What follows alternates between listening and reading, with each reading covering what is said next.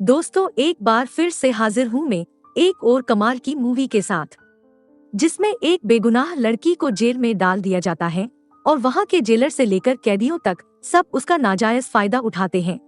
दोस्तों, अगर आप 18 साल से कम उम्र के हैं तो आप ये वीडियो ना देखें। मूवी के शुरू में हमें एक लड़की दिखाई जाती है जो गिटार बजा रही होती है। तभी उसका स्टेप फादर आता है।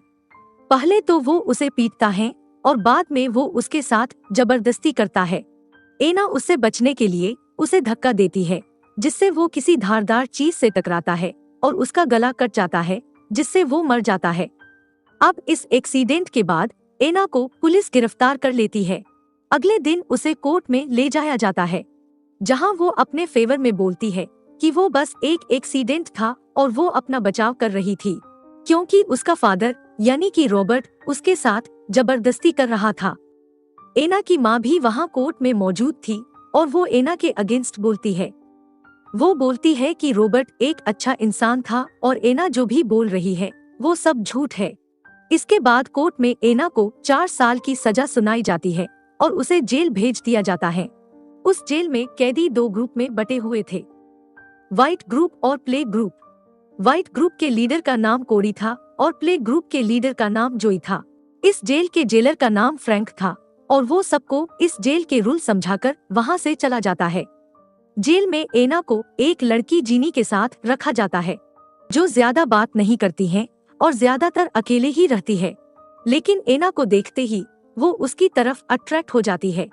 अगले दिन जब सभी कैदियों को कंपाउंड में ले जाया जाता है, तभी व्हाइट ग्रुप की लीडर कोरी उसके पास आती है और उसे अपने ग्रुप में ज्वाइन होने के लिए कहती है, ताकि बाकी कैदी उसे परेशान न करे।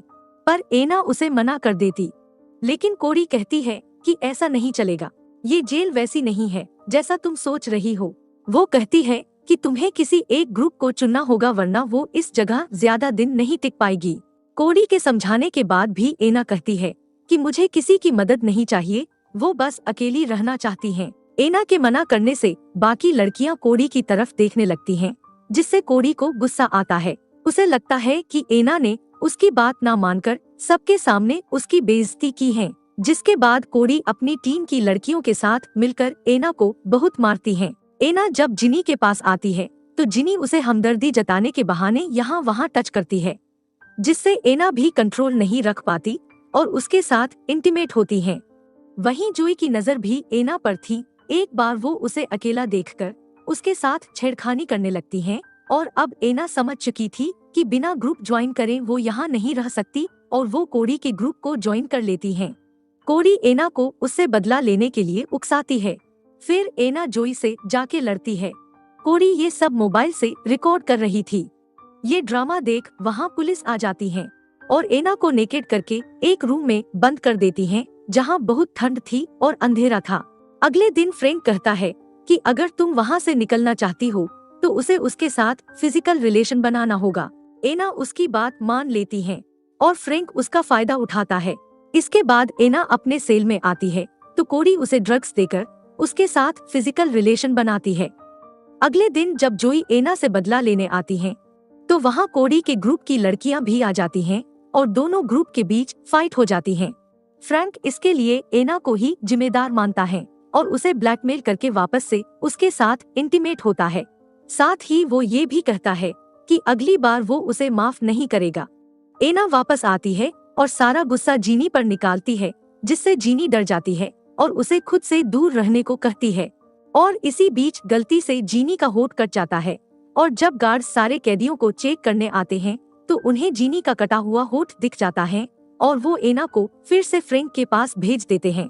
लेकिन इस बार फ्रैंक उसे कुछ नहीं करता, क्योंकि एना उसका मूड खराब कर देती है ये कहके कि वो उसका रेप करता है। एना को भेजने से पहले वो उसे कहता है कि उनके बीच जो भी चल रहा है उसे वो रेप नहीं कह सकती है, और अगर उसे जानना है कि रेप क्या होता है तो वो उसे ऐसी जगह भेज सकता है जहां उसे अच्छी तरह से पता चल जाएगा कि रेप क्या होता है। फ्रैंक की बात सुनकर एना गुस्सा हो जाती है और कोरी के पास आकर नशा करने के लिए ड्रग्स मांगती हैं। कोरी कहती है कि ये सब चीजें अब उसे खुद से खरीदनी होगी, हर बार वो उसकी मदद नहीं करेगी। एना कोरी की बातों को गलत रूप में लेती है और उसे कहती है कि उसे अकेले रहना है और अब वो उन लोगों के साथ नहीं रह सकती। एना की बात सुनकर कोरी बुरा मान जाती है और उसे अपने ग्रुप से निकाल देती है। कोरी के वहाँ से चले जाने के बाद वो उस ग्रुप के पास जाती है जो हर वक्त ड्रग्स के नशे में डूबी रहती है।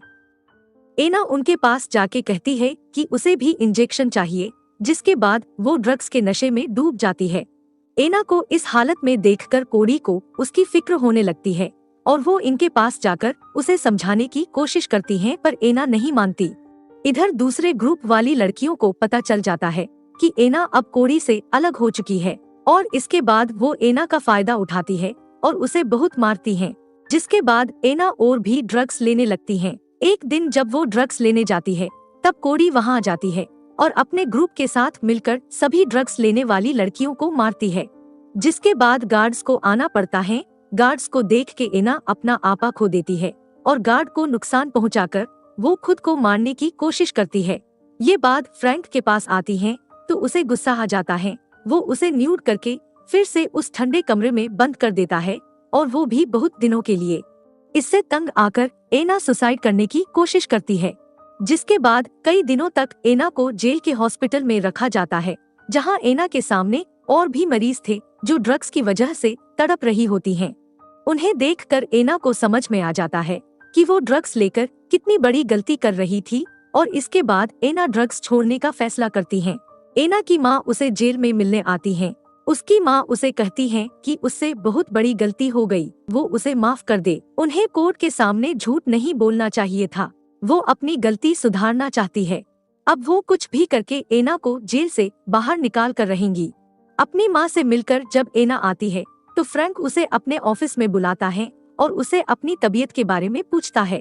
एना उसे कहती है कि वो उसके शरीर के साथ जो भी करना चाहे कर सकता है, बदले में वो उसे बाकियों से सेफ रखे।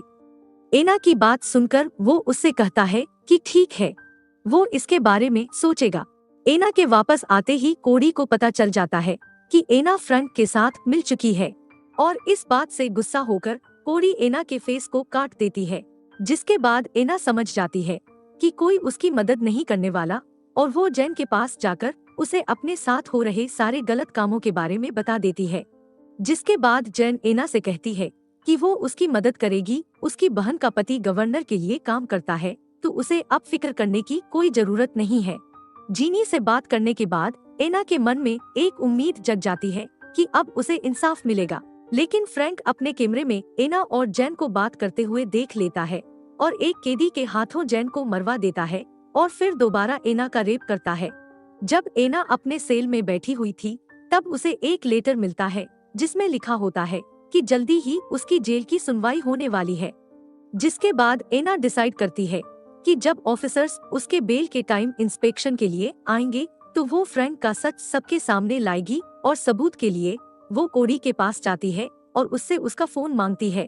जब फ्रैंक वापस एना को अपने ऑफिस में बुलाता है तब वो सब कुछ रिकॉर्ड कर लेती है और जब इन्फेक्शन के लिए ऑफिसर आते हैं तब एना फ्रैंक का वो वीडियो दिखा देती है, जिसके बाद फ्रैंक को अरेस्ट कर लिया जाता है और एना से वो ऑफिसर्स माफी मांगते हैं कि उसे इतना सब कुछ झेलना पड़ा। वो एना की बहादुरी के लिए उसकी बेल को अप्रूव कर देते हैं और यहाँ पर मूवी का एंड हो जाता है।